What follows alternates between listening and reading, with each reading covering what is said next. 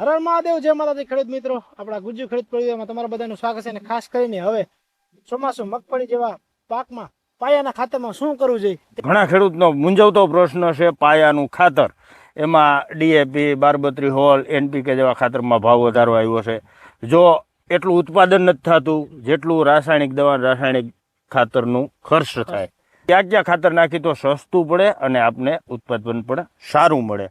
મગફળી તેલીબિયા પાક છે એટલે એમાં બધા તત્વો મળવા જોઈએ.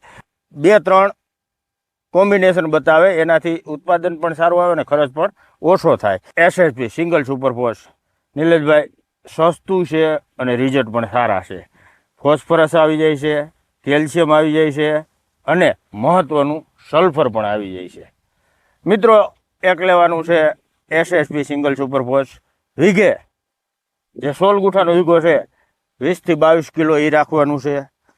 સાથમાં એમોનિયમ સલ્ફેટ, જેમાં નાઇટ્રોજન અને સલ્ફર બે આવી જાય છે, એ નાખવાનું છે આપણે 12 થી 15 કિલો વીઘે. ત્રીજું નાખવાનું છે નિલેશભાઈ મહત્વનું, જેની આપણે ખેતીમાં વધારે જરૂર પડતી હોય અને એના વગર હું તો કહું હર પાક નકામો, પોટાશ. એમઓપી પોટાશ 60% ખેડૂત મિત્રો.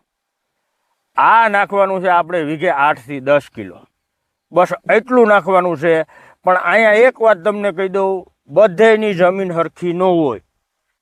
મારી જમીન અલગ હોય, નિલેશભાઈની જમીન અલગ હોય. તાસીર પ્રમાણે જ ખાતર પસંદ કરવું, કારણ કે હર સીમ બદલતા પાણી અને જમીન બદલતી જતી હોય. એટલે તમારા અનુભવ ઉપર જ ખાતર પસંદ કરવું. પણ આ ડોઝ નિલેશભાઈ સસ્તો છે અને રિઝલ્ટ પણ સારામાં સારા આપે છે. બીજું ઓપ્શન 1232 હોલ, જે વીઘે લેવાનું છે આપણે 12 થી 13 કિલો, પછી જમીન ઉપર આધાર હોય. બીજું લેવાનું છે એસએસપી, એ વીઘે 15 કિલોની આસપાસ નાખી દેવાનું છે. ત્રીજું લેવાનું છે નિલેશભાઈ સલ્ફર ફાડા, કારણ કે આપણે પહેલો ડોઝ બતાવ્યો તો એમાં એમોનિયામાં સલ્ફર આવે છે અને એસએસપીમાં સલ્ફર આવે છે. એટલે એમાં અલગથી કોઈ સલ્ફર ફાડા એડ કરવાની જરૂર નથી. પણ આમાં પડીએ, કારણ કે એસએસપીમાં 11% સલ્ફર આવે નિલેશભાઈ. આ આપણે સલ્ફર ફાડા નાખી દેવાના છે વીઘે 2 કિલો. 2.5 થી 3 વીઘે હુમિક કોઈ સારી કંપનીનું 98% વાળું આપણું 2.5 વીઘે 1 કિલો એડ કરી દેવાનું છે.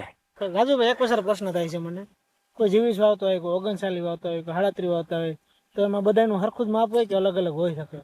નહીં, મગફળીમાં નિલેશભાઈ બધું હરખું જ હોય શકે. મગફળી તેલીબિયા પાકમાં જ આવે. એક બીજો હાલે છે બાયો. જો ખેડૂત મિત્રો તમે ક્યાંયથી ઠેલી મગાવતા હોય કે લેતા હોય, એમાં ખાસ જોવાનું છે બાયોના ચક્કરમાં આપણે પડવાનું નથી.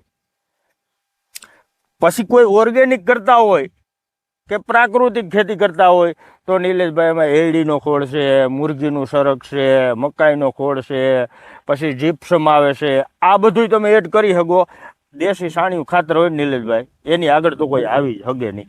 પણ આ બધે પાસે પુરવાર થઈ શકતું નથી. તો તમારી પાસે આ દેશી સાણિયું ખાતર હોય તો આ કોઈ જમેલામાં પડવાની જરૂર નથી. પણ જો એ ઓપ્શન ન હોય તો જ આ કરવાનું છે. હવે એક ત્રીજા ઓપ્શન ડીએપી. ખેડૂત મિત્રો, ડીએપી એવું ખાતર છે જે જો વધી જાય ને તો આપણા જમીનમાં નુકસાન પણ કરે, કારણ કે 46% ફોસ્ફરસ આવે અને 18% નાઇટ્રોજન આવે. જો ડીએપી નાખવું હોય તો તમે 8 થી 10 કિલો ડીએપી નાખવાનું છે. એમાં પોટાશ અલગથી એડ કરવાનું રહે, કારણ કે ડીએપીમાં પોટાશ આવતું નથી. તો એમઓપી જે 60% વાળું પોટાશ આવે એ આપણે એમાં 10 થી 12 કિલો નાખવું પડશે. સલ્ફર એમાં નિલેશભાઈ નથી આવતું, 2.5 થી 3 કિલો એક વીઘે નાખવું પડશે. આ બધું નાખ્યો તો આ થોડુંક મોંઘું પડે છે નિલેશભાઈ.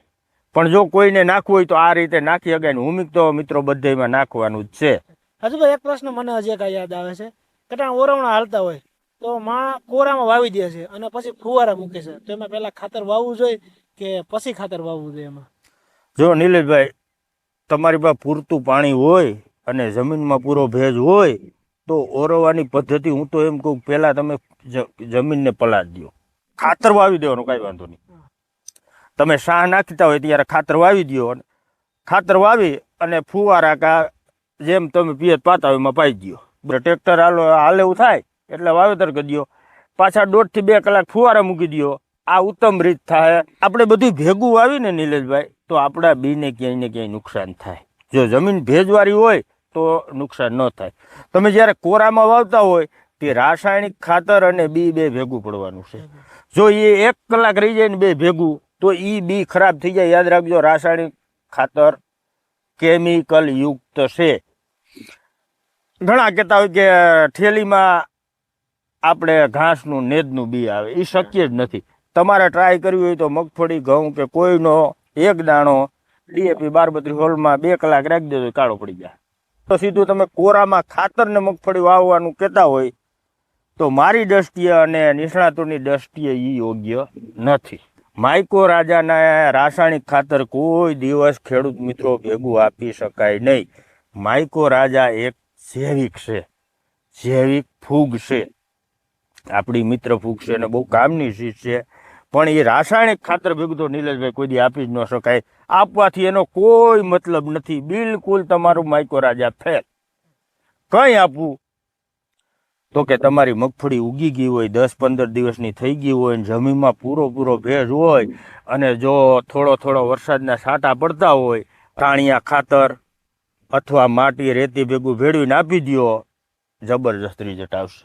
તો ખેડૂત મિત્રો, આ હતી પાયા અને ખાતર વિશેની વાત. તો આગળ સંપૂર્ણ માહિતી આપશું.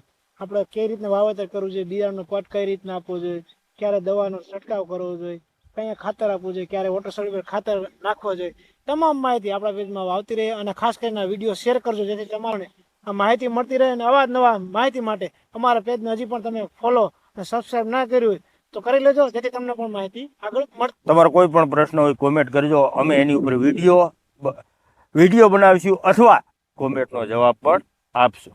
તો મળે છે પાછી અલગ માહિતીના વિડીયોમાં. અત્યારે બધાને હર હર મહાદેવ, જય માતાજી.